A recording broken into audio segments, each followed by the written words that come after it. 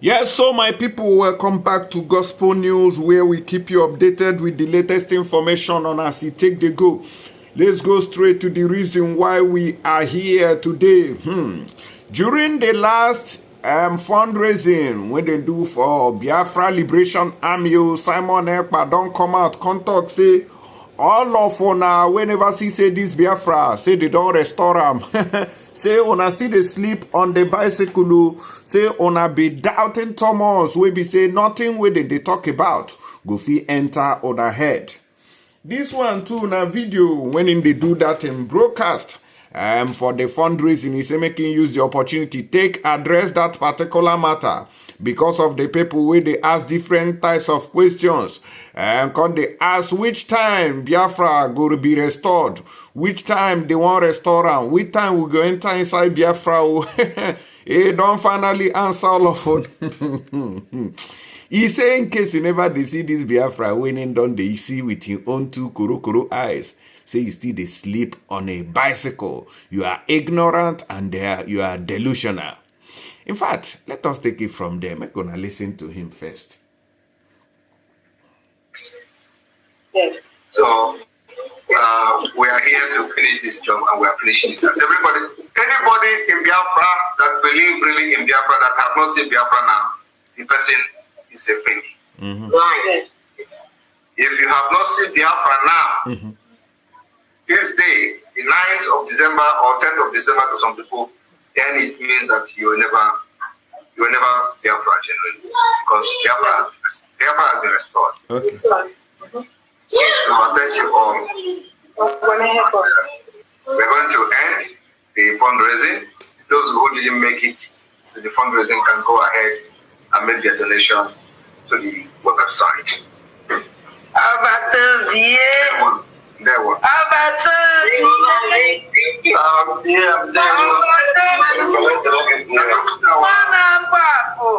Can you put our finance minister on the screen, please?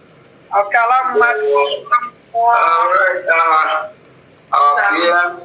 You are a good leader. You have said it all. You have listened, and for those doubting Thomas, waiting for the day that you'll be hearing a broadcast saying this day that Biafra is now declared. You are delusional. Biafra is already here. Everything that we need as a people, we already getting it. We have it. We have a government. We have a leader. We have a prime minister. We have a de facto government. We have our Liberation Army that is kicking the ass of the zoo, useless terrorist Janjaweed out of our land. And if you are not supporting Biafra, if you are not contributing to what we are doing, you are fake. Exactly. Whether you are fake, if you are not supporting after seeing all these green lights, I don't know what else. I don't know what else you want. I don't know what else that will convince you. That means you're not human. You are not human being. So we are part of those that will receive sanction from the Biafra government, because we are going to be more very stringent than South Korea. So those who are not yet part of it are those that are going to receive sanction. You design your sanction according to your size. We are not going to discriminate. You design your sanction according to your size. Give you sanction. Those who claim they are celebrities and all that, we are going to give their own code according to their own size. So everybody is going to receive it, except they have decided that they're going to be part of Biafra. But our country will entice to be part of it. So it's not something they can reject. Only that I pity them, because they will pay and pay and pay and pay that until they will regret ever even becoming part of Southeast Asia. So we're going to make them pay. You know how they do it in the Western world? You go to school, you take student loan, pay the loan. This one, I'm telling you the fact that we will design this law that will make, because these are worse than the enemies who are fighting. Those who have the opportunity to make things happen and they make it difficult. They are worse than the enemy who are fighting. So when the time comes, they will be thinking that, okay, they have money and they are going to give the money to support whatever we do. We don't need your money. In fact, not even before the Biafra declaration, we are going to solve our financial problems, and we don't need even this contribution. At the time, believe me, we will not be having this contribution again. We will not be having this fundraising. It's not a stop this. Once things work out the way we want it, nobody will be coming here to waste time every day looking for funds to fight for liberation. And then the door will be closed. So those who have registered their name up to this point will never, ever, ever regret doing it. But those who think that a time is coming when they are going to bring $1 million and then we'll use it, we don't need it at that time. And then you know that your $1 million will cost you $10 million. Because if you have $1 million to give us and you didn't give it, we will know your worth, calculate it, and the MOG tax. You don't pay it, don't come to Biafra, we don't need you.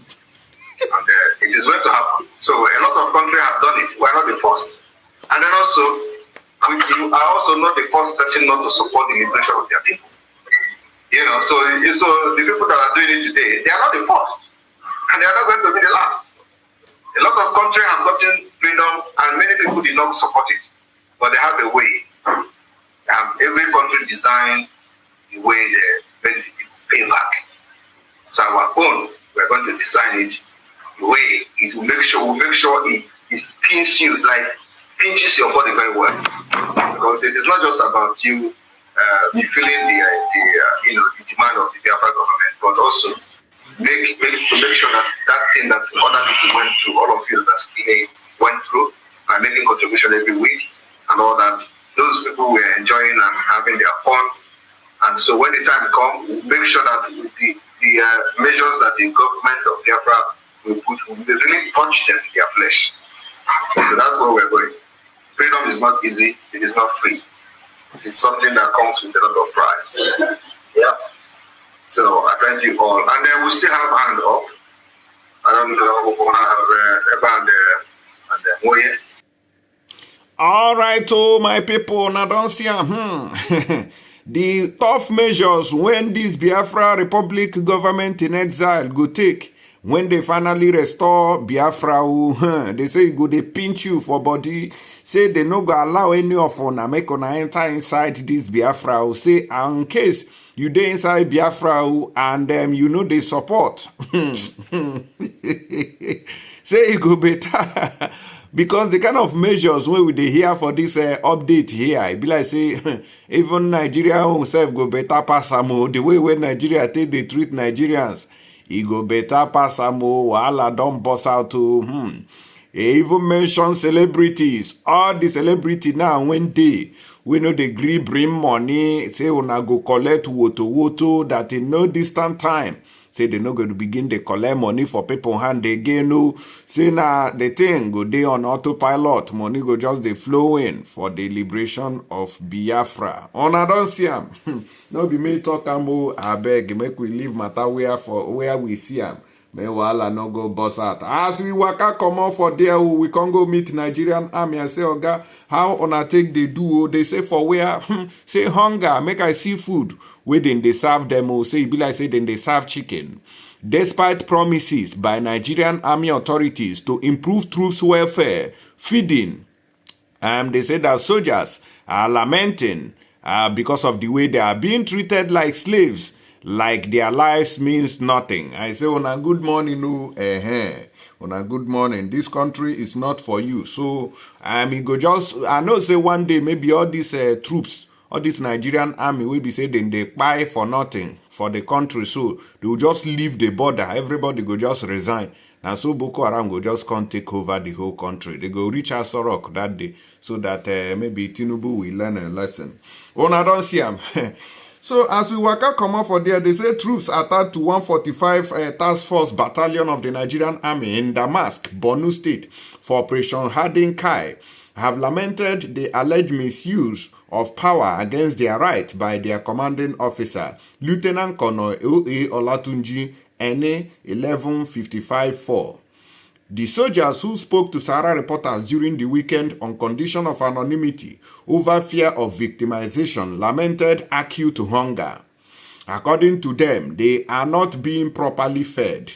They called for the immediate intervention of President Bola Tinubu and military chiefs to address the issue of poor treatment of soldiers on the front line sacrificing their lives daily. Apart from not being given good food, the soldiers lamented that many of their colleagues had been killed by terrorists because the military lacked adequate firepower and equipment to combat the insurgent, and you are still there. Good luck. Our commander, Lieutenant Colonel Olatunji, is not capable of being a commanding officer. He is very dangerous and heartless, one of the aggrieved soldiers alleged. We do go out on foot without support weapons for like 30 to 40 kilometers every day, and there are no radios that we can use to communicate from far distance if anything happens, which is not supposed to be so. We soldiers are sleeping outside the camp every day in the name of ambush without any support weapons, and it is even far from the camp. Since this commander took over, we have experienced a lot of casualties. More than before, almost every day and every week, we are being attacked or killed by these terrorists. Poor feeding is also our major problem. We only feed on red oil food with bad soup. Nothing like groundnut oil at all. Since he took over, soldiers' morale in Damascus has been reduced. We no longer have peace of mind. There is no joy or happiness to do the work. They treat us like slaves. They treat us like our lives means nothing to them. My colleagues and I are pleading with you to help us out and let our leaders hear about how we are suffering. Another soldier added, the casualties that we have had since this commander resumed office about 3 months ago, we never experienced such in the last 3 to 4 years. We are ready to serve the country with all our strength, but senior army officers are making us suffer. Recently, Sahara reporters reported how some soldiers of 154 Task Force Battalion, also deployed to fight terrorists in the northeast region, lamented that despite an increment of money earmarked for their feeding allowance, they were being fed poorly cooked rice. One of the affected soldiers had told Sahara reporters that the battalion in Ngamdu, under the command of Lieutenant Colonel Buba, gave them only bread and tea for breakfast on Mondays and Thursdays, rice for dinner, white rice and stew for Tuesdays, Fridays and Sundays, but concussion rice for the remaining weekdays. They shared several photographs showing the food they were served in their base and lamented the non-payment of their allowances. Now, so they take complain for this country. Now, this leg now I want to take reach home here. The answer is no. We're gonna continue Tinubu as the president. You they hear all these lamentations when they carry come out, but you no one talk. We just they look you. One day, all these soldiers will just leave their positions and this country will cripple. Una never see anything, no. As God, I just pity this country where they call Nigeria. One day you go just crumble. All these soldiers will be say they different borderlines. They fight against terrorists and insurgents. They will just come out, and that will be the end of the whole story. Everybody go just enter inside because terrorists go just come in, come cripple the whole Nigeria. When I don't say Biafra, me don't they Southeast territory. So no go area for terrorists. I never see anything. Anyways, make una drop on a comment on the comment section. Make we know with you now the reason follow this matter. As we take CM so we take the talk. Don't forget to touch the share button so that other people go see what we they talk about. Thank you and God bless you. Bye bye.